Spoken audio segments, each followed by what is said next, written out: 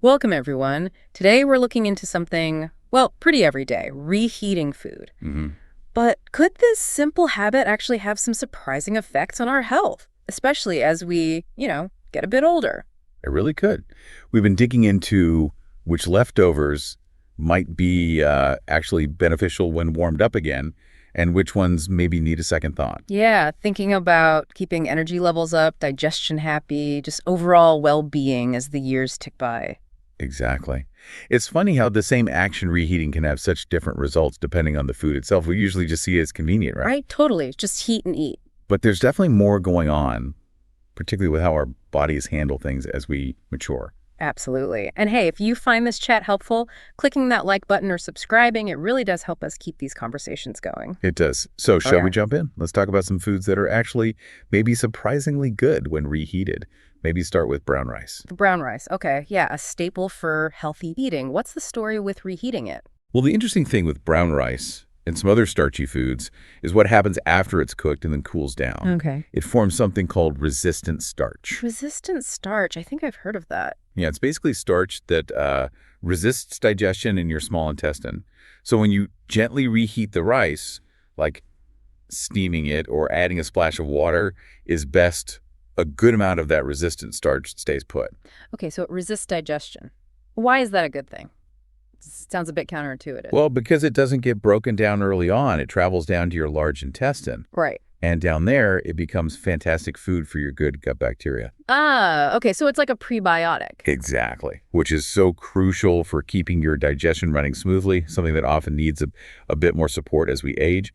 Plus, it helps keep blood sugar levels more stable. No big spikes and crashes. Pretty much. Uh, And that can help reduce inflammation, too. yeah. It's subtle, but really beneficial, especially for older adults. So reheating my leftover stir fry with brown rice isn't lazy. It's Plus, strategic gut health. kind of, yeah. And you mentioned feeling satisfied longer. That's the slow energy release doing its job. Makes sense. And don't forget, brown rice also gives you magnesium, important for nerves, blood pressure, even good sleep. Sleep, always a bonus. Isn't it just? And, there's a comfort factor too. Rice is familiar, grounding, easy to add things to as well, like some soft veggies or lentils. Makes a nice, easy to chew meal. Good point. Okay, what's next on the good to reheat list? How about vegetable soup? Oh, yes. A big bowl of homemade soup, especially the next day. It always seems to taste better. It often does, and there's a reason for that beyond just flavor melding.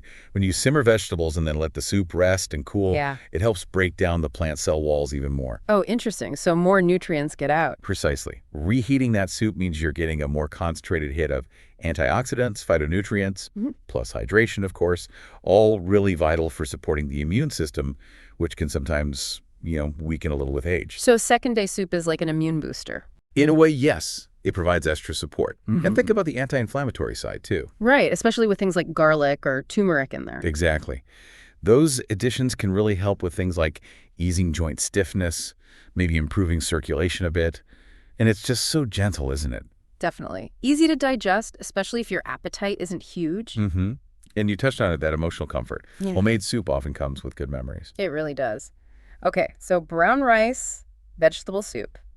What's the third one? Let's talk oatmeal. Oatmeal, my breakfast favorite. Why is reheating it good? Well, it's a similar story to the brown rice, actually. Oh, the resistant starch again. You got it.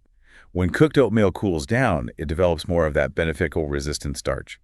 Reheat it gently, and you preserve a lot of it. So, same benefits. Good for the gut, blood sugar. Yep. Feeds the good bacteria, helps with stable blood sugar, maybe even reduces a bit of inflammation. And oatmeal has that extra bonus, beta-glucan. Ah, yes, the fiber that's good for cholesterol. That's the one. Helps lower the LDL, the bad cholesterol. Great for heart health. Fantastic. So, making a bigger batch of oatmeal and reheating it through the week is actually a pretty smart move. It really is. Maybe add some cinnamon, walnuts, berries when you reheat. Yeah, extra flavor and antioxidants. And again, it's just so easy on the system. Comforting and nourishing. Okay, that's really good news about those three. But now, the flip side, what shouldn't we be reheating? Right. This is where we need to be a bit more careful. Let's start with cooked mushrooms. Mushrooms. Really, I love mushrooms and leftovers. They're great fresh, absolutely. Packed with complex proteins, amino acids, Good stuff. Yep. But those proteins, when you reheat them after they've been cooked and cooled, can change structure again, denature further is the technical term. Okay, and what does that mean for us? It basically means they can become harder for our bodies to break down properly. For someone with perhaps slightly more sensitive digestion, which can happen as we get older, it might lead to some discomfort. Bloating, maybe even feeling a bit nauseous. Oh, I see. Not ideal. And there's another potential issue. Bacteria. Bacteria. Yeah, if cooked mushrooms aren't stored correctly in the fridge, nice and cold, or if they're reheated at too low a temperature, well, bacteria like Clostridium botulinum or Listeria could potentially multiply. Wow, okay. That sounds more serious. It can be. And these bacteria don't always make the food look or smell bad immediately, but they can still pose a risk, especially for people with weaker immune systems. So better safe than sorry with mushrooms. Eat them fresh. That's generally the best approach. Plus, reheating can also knock down their nutritional value a bit, particularly those protective antioxidants. Good point. You lose some of the benefits. Okay, noted. No reheated mushrooms. What's next? Let's talk about eggs. Eggs. Oh dear. Scrambled eggs the next day. Well, here's the thing. Reheating cooked eggs, especially scrambled or fried ones, causes the proteins to change again. They tend to get tougher, more rubbery. Yeah, I've noticed that. They're not quite the same. And that change makes them harder to digest. So again, you might run into bloating or indigestion, which can be more common for older adults anyway. Okay, makes sense. Is there more to it than just texture and digestion? Yes, potentially.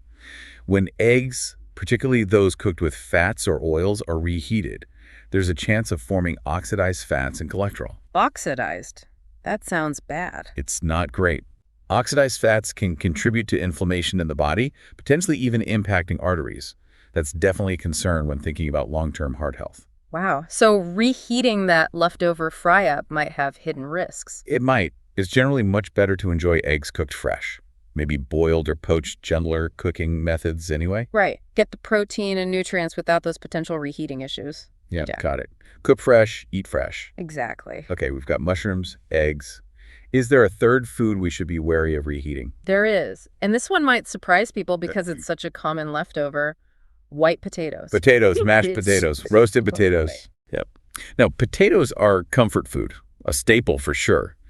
But for seniors, maybe especially those watching their blood sugar, circulation, or even things like balance, reheating them can be problematic. How so? What happens with potatoes? Well, even freshly cooked white potatoes are pretty high on the glycemic index, meaning they can spike your blood sugar relatively quickly. Right. But when you cool cooked potatoes and then reheat them, particularly if they have butter, oil, cream mixed in, the starch structure changes in a way that's not ideal. Okay. How is it not ideal? Instead of providing steady energy, this altered starch can actually worsen insulin resistance. That's how well your body handles sugar. And it can trigger inflammation. Inflammation affecting what? It can affect blood vessels, nerves, even potentially contribute to brain fog or affect balance over time.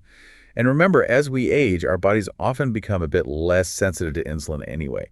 So reheated potatoes could make that worse, leading to maybe feeling tired after eating or that tingling feeling. It's a potential contributor, yes.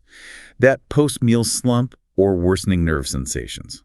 Plus, think about how people reheat, often in plastic. Yeah, often. Heating starchy, possibly fatty foods like potatoes to high temps in plastic raises concerns about chemicals like BPA leaching into the food.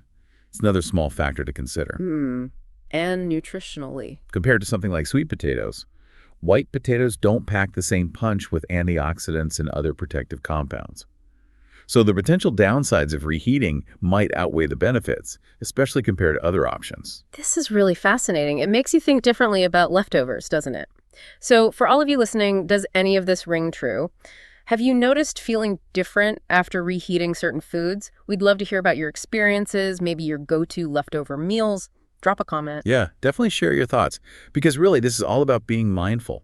It's a small thing, reheating food, but paying attention to it can be a really meaningful way for older adults to look after their health. Supporting energy levels, independence. Exactly. It's not about creating fear around food at all. No, not at all. It's just about making informed choices based on how our bodies might react differently now. Choices that support feeling well. Absolutely. Understanding those subtle shifts and making small adjustments, it really can add up. So to quickly recap, Reheating things like brown rice, that lovely vegetable soup, or oatmeal can actually bring some surprising health perks, thanks to things like resistant starch and nutrient release. Right. The good list. But maybe think twice about reheating cooked mushrooms and eggs. Best enjoy those fresh. Okay. And perhaps reconsider those leftover white potatoes, especially if blood sugar or inflammation are concerns for you. Yeah, fantastic summary. Really practical advice. And if you found this deep dive helpful, please do give us a like, maybe share it with a friend, and subscribe for more chats like this. Definitely. And maybe just one final thought to leave you with. Consider one small change you could make this week based on what we've talked about. Yeah. How might you adjust your reheating habits, even slightly, to better support your health down the road? Great prompt. Something small can make a big difference. Thanks for joining us on the deep dive.